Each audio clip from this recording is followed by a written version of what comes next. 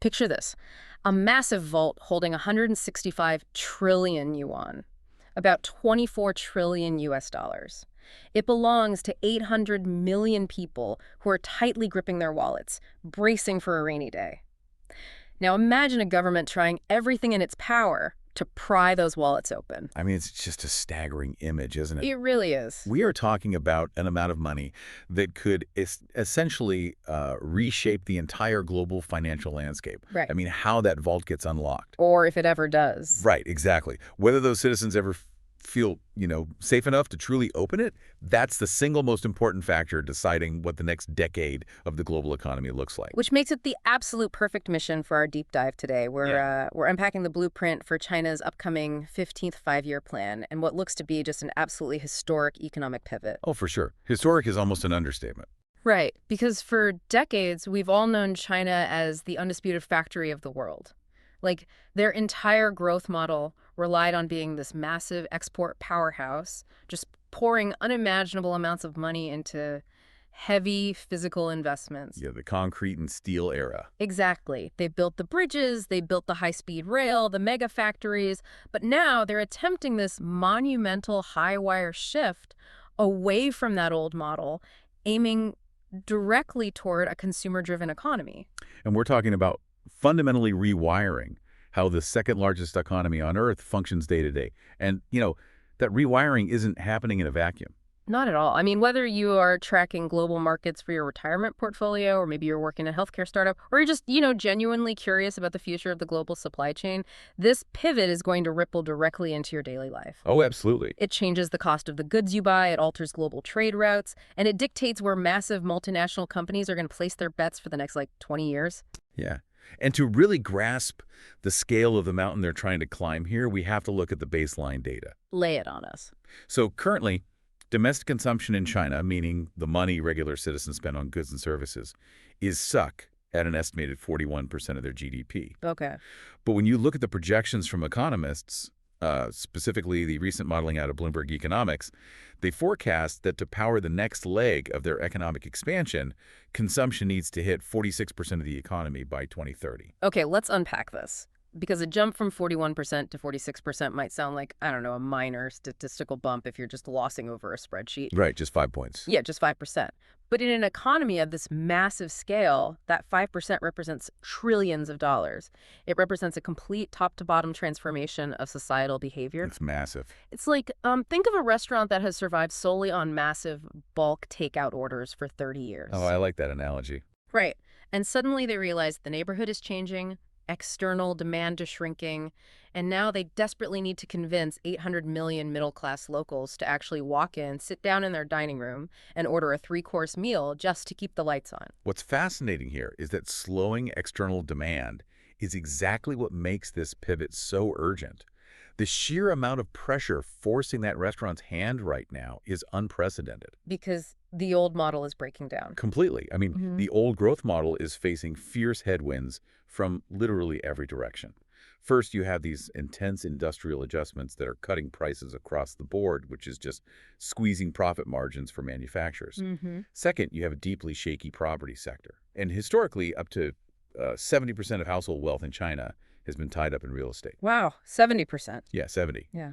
So when housing prices drop, people immediately feel poor. It's what economists call a negative wealth effect. Right. And third, you have a rapid rise in global protectionism. Countries around the world are actively pushing back against Chinese exports. They're raising tariffs, protecting their own industries. So the bull case here is this massive global spending spree. Like, if the government actually pulls this off and encourages this massive nation of savers to start spending, they don't just fix their own economy. They essentially allow the entire world to tap into an 800 million strong middle-class market. Exactly. That's the dream scenario. But given the property market slump and the trade tensions you just mentioned, a bear case where this whole transition just, stalls out, that seems incredibly risky. How do they avoid dragging global growth down with them? Well, that is the tightrope they're walking right now. Without bolder policies and, frankly, incredibly cohesive structural execution from the government, the economy does stall out entirely. Yeah. They need to stabilize domestic prices, boost internal demand, and implement real structural measures to make citizens feel secure. Because if they fail, the ripple effects for global growth are severe. A stagnating China pulls down demand for raw materials, energy, imports. From basically every other country that relies on them. Exactly. But wait, if the middle class is sitting on a collective 24 trillion US dollars in the bank, and the government is practically begging them to spend it to save the economy, what is physically stopping them from walking out the door and buying things? That is the big hurdle. Right. If the dining room is full of 800 million people, why is everyone just sitting there refusing to order? That brings us to the $24 trillion question. It really comes down to the psychological and structural hurdle of what economists call precautionary savings. You just have to look at the staggering reality of household finances in China right now. Over 80% of disposable income is saved rather than spent. 80%. That's wild. It's astronomical compared to what you see in the US or Europe. I mean, think about your own paycheck for a second. Imagine getting paid on Friday and immediately having to hide 80% of it under your mattress every single month. And not because you're saving up for, like, a luxury vacation, but because you are genuinely terrified that a sudden illness next week will completely bankrupt your family. Yes, that is exactly the reality driving this data. It's mind-boggling to actually feel the weight of that financial anxiety. And that anxiety dictates exactly where they put the money. Yeah. At 165 trillion yuan, that $24 trillion, is mostly sitting in what are known as time deposits. Right. For those unfamiliar, time deposits are bank accounts where you agree to lock your money away for a set period, right? Exactly. 6 months, a year, 5 years. You lock it away in exchange for a slightly better, but still, relatively low interest rate. And you can't touch it. Right. You can't touch it for daily spending without paying a penalty. They aren't investing this wealth in the stock market or high-yield ventures. They're parking it in the safest, most restrictive possible places because they need an ironclad guarantee it will be there when disaster strikes. Because they're waiting for the disaster. Yes, and the reason they anticipate disaster comes down to the glaring gaps in the social safety net. The structural holes in the floor underneath them. Exactly the problem. If we look at the government social spending, so we're talking about the vital pillars here, pensions, medical care, unemployment benefits, low-income housing, it was equivalent to just 13.5% of their GDP in 2024. Okay, 13.5. Now contrast that with the OECD. The OECD is essentially a benchmark group of the world's wealthiest, most advanced democracies. Their average social spending sits at 21.2% of GDP. Oh, wow. So 13.5 versus 21.2. Yeah, that is a massive gap in public support. So wait, even with those glimmers of hope we see, like the record spending over the recent Lunar New Year, where the news was just full of people traveling domestically and buying gifts, you can't just look at a holiday weekend and say consumer confidence is back, right? Not at all. It's a blip. Because if the social safety net is full of holes, especially for the hundreds of millions of people living in rural areas, and the job and housing markets are in the middle of these massive anxiety-inducing transitions, people will naturally hoard cash.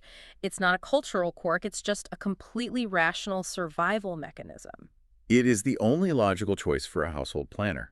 If you don't know if your meager pension will actually cover your grocery bills in 10 years, or, if your parents' medical care will suddenly require your entire life savings, you save every single penny you can today.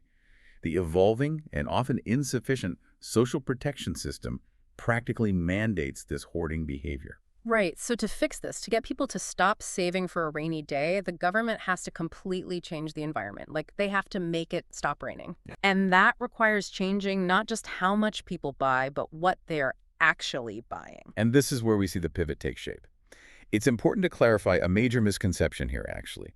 Chinese household spending on physical goods is largely on par with the levels we see in advanced economies. Really? They're buying the same amount of physical stuff as consumers in the West. Broadly speaking, yes. The volume of goods is comparable. The difference is that the physical goods they are consuming, clothing, electronics, basic household items, they're manufactured domestically, and they are much, much cheaper. Oh, I see. So the real frontier for economic expansion, the only remaining path to significantly move that GDP needle from 41% to 46% is services. We are talking about the intangible economy. Yeah. Healthcare, education, tourism, sports. Here's where it gets really interesting. It's like a family that spent 20 years putting all their money into renovating their house. They built new rooms, they fixed the roof, upgraded the plumbing. Right. The physical house is perfect now, but the family living inside is stressed, aging, and exhausted. Now they need to stop buying lumber and drywall and start paying for physical therapy, a babysitter, and maybe a family vacation. For decades, China's priority was capital goods investment building, the physical house. Now, the new policy banner is literally called investing in people.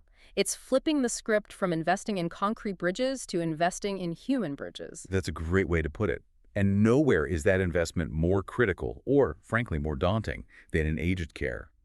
The demographic shift happening in China right now is profound. We aren't just talking about a slightly older workforce. We're talking about a societal transformation. Yeah, the numbers are terrifying. According to the China Research Center on Aging, the number of elderly people with severe disabilities and dementia has exceeded 45 million. 45 million people requiring highly specialized, round-the-clock daily care. I mean, that is larger than the entire population of many countries. And here is the breaking point in the data. That 45 million figure is nearly 14 times the number of nursing home beds currently available in the entire country. 14 times. Yes. That is a massive gaping hole in the market, but, on a human level, it's a terrifying reality for the families who are currently bearing the physical and financial burden of that care entirely on their own, which, again, goes right back to why they are terrified to touch that $24 trillion in savings. Exactly. When you look at that supply and demand mismatch, you can see why opening up the health sector to private and foreign investment is slowly gaining serious momentum. The authorities recognize they have to unlock the pent-up demand from wealthy citizens for high-end services, and simultaneously, they want to tap into the lucrative global medical tourism market to bring new money in. And we are already seeing the blueprint for this in action. Take the specific example highlighted in the sources about that hospital complex in Tianjin. Oh, the Tianjin project, yeah. Right. It's the country's first fully foreign-owned general hospital, launched just last year. The owner is a Singapore-based company, Perennial Holdings. But they didn't just build a standalone hospital and call it a day. No, they built an ecosystem. Exactly. They developed an entire localized economy. They built 4 adjacent hotels specifically to meet the needs of medical tourists and patients' families, and they're running elder care projects with over 1,800 beds right in the same vicinity. It's a comprehensive service ecosystem. I mean, think about the economic multiplier effect of a complex like that. A patient travels for care, they pay for medical services, their family stays in the adjacent hotel, they eat at local restaurants, they hire local transport. It creates a web of service sector jobs that simply doesn't exist when you just, build a factory that exports steel. And to spur the everyday consumer who might not be looking for luxury medical tourism, the government is stepping in with direct financial support at the grassroots level. Starting in July, they began providing actual subsidies for things like bathing assistance and rehabilitation nursing for disabled senior citizens. That multiplier effect is fascinating because when the government subsidizes bathing assistance for a senior citizen, they are essentially creating a new paid job for a local home care nurse. Yes. That nurse then takes their wages and buys lunch from a street vendor who then has more money to spend in their own community. It's a bottom-up approach. And they've also begun handing out childcare subsidies and gradually waiving preschool fees to ease the crushing financial burden of education for young families, trying to spark that exact same cycle. It shows they understand exactly where the structural pressure points are. But, and this is crucial, it is an incredibly delicate tightrope walk. Healthcare and education are fiercely regulated industries in China, and for a very specific reason. They don't want costs to explode. Right. The authorities are terrified of a cost spiral. If you completely privatize and deregulate those critical sectors to encourage massive private investments, the cost to the consumer inevitably shoot up. If basic healthcare and schooling become unaffordable, social inequality deepens. And if social inequality deepens, the very consumer confidence they're trying to build collapses overnight. Precisely. That's why we're also seeing this push into discretionary services.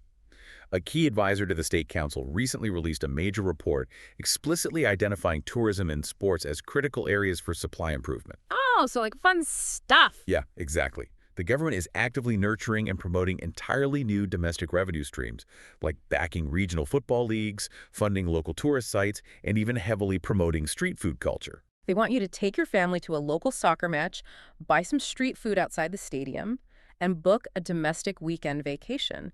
It's a safe, politically neutral way to stimulate the economy without touching the highly sensitive third rails of health and education pricing. It stimulates the local economy while keeping social stability intact. But shifting from a manufacturing giant to a service-heavy economy touches a very sensitive nerve globally. Very much so. So what does this all mean? They want a consumer revolution. They desperately need these 800 million middle-class citizens to spend, but they're not willing to take the crown off their manufacturing sector. They still account for 20% of global export flows. Yeah. Isn't trying to have it both ways just going to create massive friction with the rest of the world? This raises an important question, and honestly, it's the defining tension of the 15th five-year plan. You brought up the geopolitical reality, and Morgan Stanley's Robin Jing summed up the mindset of Beijing's planners perfectly when he noted that old habits die hard. Meaning they refuse to let go of the factories. They refuse to let go because, in their strategic view, they simply cannot afford to. We are operating in a multipolar world marked by persistent, intense geopolitical tensions.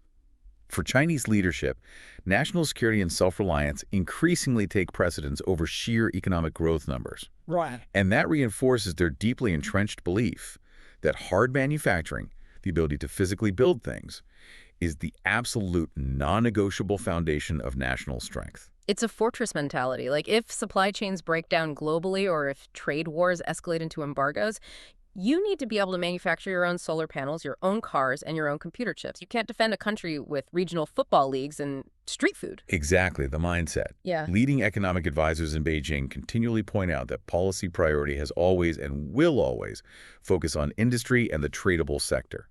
That is where the advanced technology lives, and that is where the security-related capabilities are forged. Chinese state planners historically viewed domestic consumption not as the engine of the economic car, but as the exhaust, a natural secondary derivative of industrialization and heavy development. So even in this new, highly publicized 5-year plan where they're desperately calling for a significant increase in consumption, they are simultaneously dictating that manufacturing share of the economy must remain at what they call a reasonable level. They're keeping their foot on the gas of the factories. Yes. And this dual-track strategy is causing deep frustration and alarm among international observers. The IMF has been pleading with China for over 2 decades to fundamentally change this approach. 2 decades? Yeah, just last month, the IMF's executive directors released a stark statement following their Article 4 review. And for context, an Article 4 review is essentially the IMF's annual, highly detailed economic health check of a member country. Okay. In that report, they stated bluntly that transitioning to a consumption-led growth model shouldn't just be one of many goals.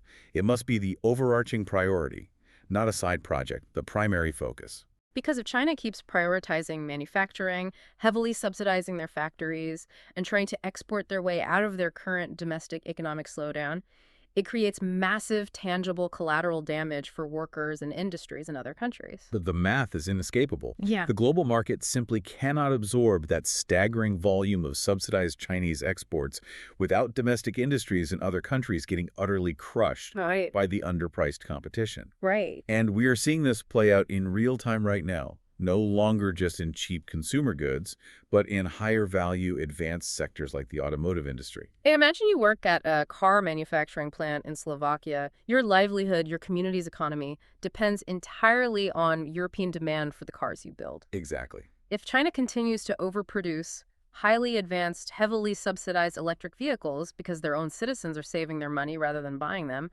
those EVs get flooded into Europe.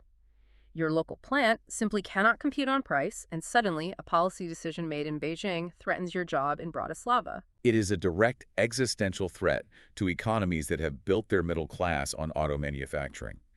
Recent economic research analyzing global exposure highlights that nations heavily reliant on higher value sectors like autos, so Slovakia, Czechia, Hungary, South Korea, they are highly exposed to China's continued manufacturing ascent. Wow. If China does not successfully rebalance its economy toward domestic consumption and absorb its own production, these countries face a devastating hollowing out of their core industrial base. So this isn't just a localized economic experiment. It is a high-wire balancing act that affects everyone, from a factory worker in Eastern Europe trying to keep their job to a family in Tianjin trying to find an affordable nursing home for their grandfather. China is attempting one of the most complex, high-stakes economic rebalancing acts in modern history. The execution of this 15th five-year plan is going to define the global economic landscape for a generation.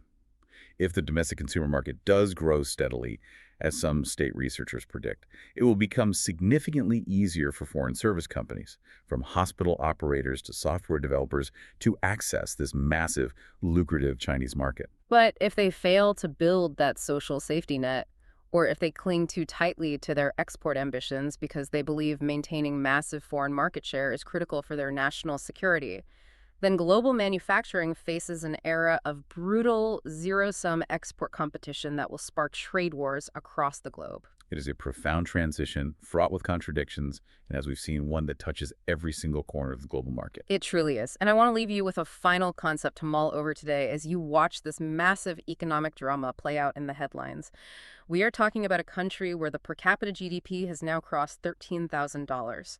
We are talking about a middle class that is projected to reach a staggering 800 million people within the next decade. Massive scale. If that vault, that 165 trillion yuan, $24 trillion vault of precautionary savings is finally unlocked, and that tidal wave of wealth flows into services rather than just physical goods, how long before the phrase made in China completely changes its meaning? How long before it stops meaning a physical product sitting on a big box store shelf and starts representing a global standard for digital services, medical tourism, and elder care? It's a paradigm shift of epic proportions. And it all depends on whether a nation of world-class savers can finally be convinced that it's safe to open their wallets, knowing the rainy day they've been fearing for decades might just be a sunny afternoon. Thanks for joining us for this deep dive. Keep your eyes on the data, and we will catch you next time.